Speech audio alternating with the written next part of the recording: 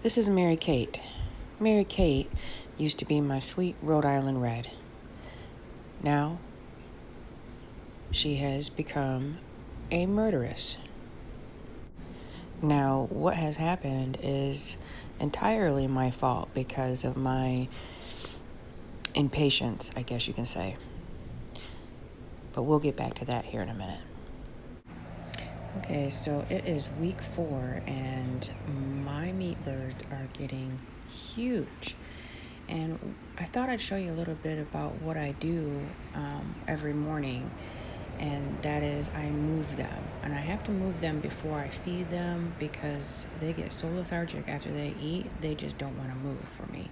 And I try to move them at least 2 to 3 times a day, so that way they're having fresh grass to graze on all day long, and they're not like in their own feces, walking around their own, filth all day. Now, one thing that I make sure to do is to give these meat birds fresh water at least 2 to 3 times a day, because they muck up their water really fast, and you always want them eating and drinking clean. So try to keep everything as clean as possible. Now, the older that they get, the more ravenous they get with their food. Now, we feed them 12 hours on and 12 hours off, but they act like they haven't ate in like months when you feed them, and that's not the case. Now, we're using 2 of these feeders, but we're thinking about using a trough to maybe eliminate them trying to topple over each other trying to get to the food. I'm not sure if that would help, but I don't know, we'll see what happens. So on this day, I noticed like 2 or 3 of these birds were sneezing, and respiratory illnesses in poultry are really common. So I wanted to give them something to hopefully eliminate them from getting sick. So one of the protocols that I'm going to be using is garlic. Garlic is the king of medicinal plants, and people have been giving their chickens garlic and herbs to keep them healthy for centuries. It has antibacterial, antiviral, antifungal, and anti-protozoal properties. I'll also be putting a couple tablespoons of apple cider vinegar in their water, and I'm also going to be using some of my fresh thyme. Thyme is a great herb for aiding the respiratory health in chickens. It also has antibiotic and antibacterial properties as well.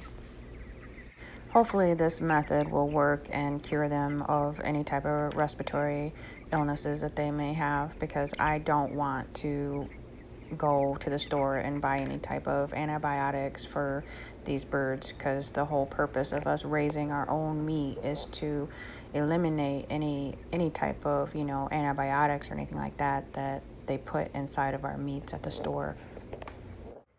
Okay, so let's get back to my murderous chicken. So we decided to check out some of the eggs. We wanted to candle them to see if there was any life going on inside of the eggs, because she had been sitting on these eggs for well over 3 weeks.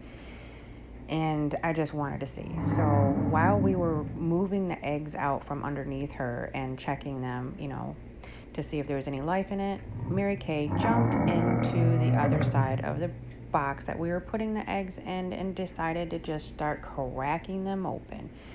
And I just could not believe that. And she actually was not just cracking them open, but she was eating them. I just couldn't believe that she was doing this. So, of course, we stopped doing what we were doing and we put the eggs back, and we got Mary Kay out of there, and we just left poor Thyme alone. I feel awful. I feel so bad that I was impatient and just didn't wait.